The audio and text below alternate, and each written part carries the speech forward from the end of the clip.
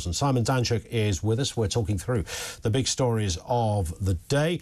And I think it's worth, Simon, having a look at Elon Musk and Donald Trump, the interview, which almost didn't happen following what the tech billionaire claimed was a cyber attack. Let's have a listen to Trump, though, first, sharing his strong views on environmental issues. If we were to stop using oil and gas right now, we would all be starving and the economy would collapse. So it's, I don't think it's right to sort of vilify the oil and gas industry. The world has a certain demand for oil and gas, and it's probably better if the United States provides that than some other countries.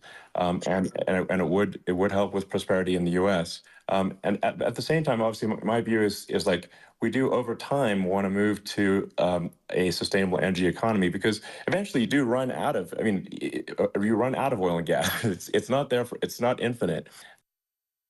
There it is. That, of course, was not a clip of Donald Trump. We will find that clip, but that was a clip of Elon Musk. Nonetheless, this was the interview that started 45 minutes late, Simon, apparently because of a cyber attack, claimed Elon Musk. I wonder whether that was true or whether it was just that the Twitter technology is a bit rubbish and he didn't want to fess up to that. I've absolutely no idea, but we are susceptible to these cyber attacks, and we've seen them on numerous occasions now, so it's quite plausible.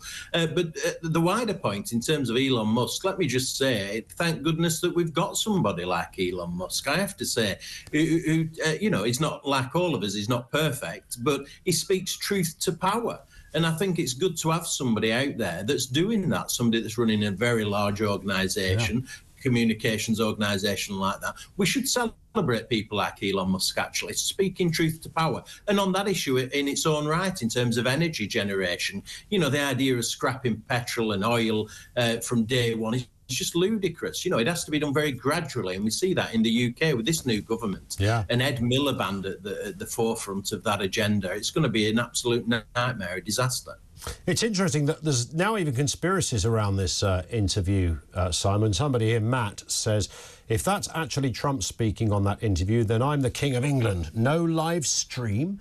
I wonder why. It was a bit odd that they decided to do this in audio only. I mean, this is a bloke, the richest man in the world, who owns Twitter or X, interviewing one of the richest men in the world, possibly going to be the next president, and they couldn't cobble together a couple of cameras?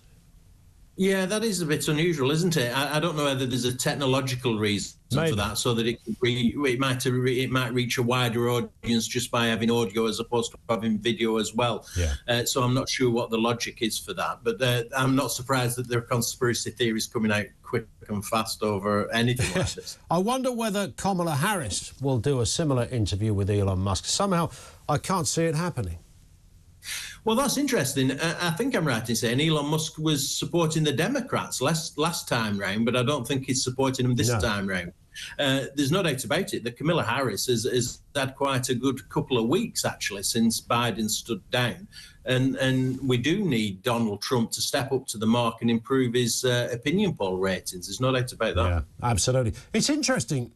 I mean, whatever people say about Donald Trump, and I'm not a massive supporter of Donald Trump, but I get Donald Trump. I understand what's going on here.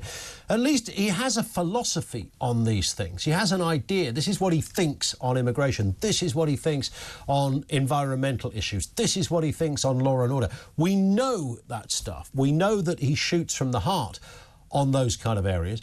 I couldn't tell you what Kamala Harris's philosophy is. I don't imagine she really has one, other than a sort of a slightly namby-pamby sort of loose idea of, let's all live together in perfect harmony.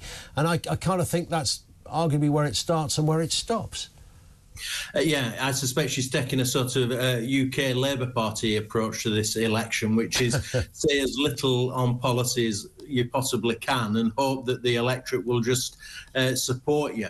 That worked for Labour in our last general election. It might just work for Camilla in this one. You're right. Yeah. Trump is very forthright in sharing his views, and you know exactly what you're going to get if you vote for him. And it'll be an interesting election. There's no doubt about that. Absolutely. Let's move to this story then, as Ukraine makes new gains on Russian territory. Interesting development in the war over there. President Zelensky held a meeting at the US Senate yesterday and followed it up with a message online. Let's have a listen to what he had to say. Russia brought war to others, and now it is coming home. Ukraine has always wished only for peace, and we will definitely ensure peace. I thank everyone who helps us. Glory to all those who fight, who work in Ukraine. Glory to Ukraine. There it is, Simon. Zelensky telling Russia the war is coming home. I mean, this was a bold move from Zelensky. I can't imagine it's going to be without repercussions, though. Well, this is the first time, according to my reading, this is the first time that a foreign nation has actually gone onto Russian territory and invaded Russia since the Second World War. So it's a very bold step by the Ukrainians. I don't think the Russians are going to roll over on this. But you've got Putin saying, well, you know, you're escalating the situation. I mean, Putin's been invading Ukraine and Georgia and elsewhere for several years now. It's hardly surprising that there's retaliation. It always surprises me that people, dictators like this, complain once they get some of their own medicine. I think it's to be welcomed. I think it's to put pressure on them, and I think Britain should be doing all it can to assist, actually. Yeah, and of course, Putin's argument isn't just with Ukraine, it's with the West, because, of course, it is us that is arming and financing Ukraine in this respect. He's vowed to drive out the enemy. But, I mean, he could be in a bit of trouble here, but I guess there's always that danger that he has hidden away there some superior military might that he might just use, which takes it to another level. Let's hope it doesn't, but that's the possibility. Yeah, that's the real worry, that it does escalate completely out of hand. I mean, one would hope that there was some sort of overthrow of Putin, which has come close, hasn't it, over the last 18 months or so. But one would hope for that rather than a sort of international escalation of the whole situation and, dare I say it, nuclear weapons becoming involved. Indeed. Simon, great to have you on as ever. Thank you. Simon Danczuk, commentator, former Labour MP.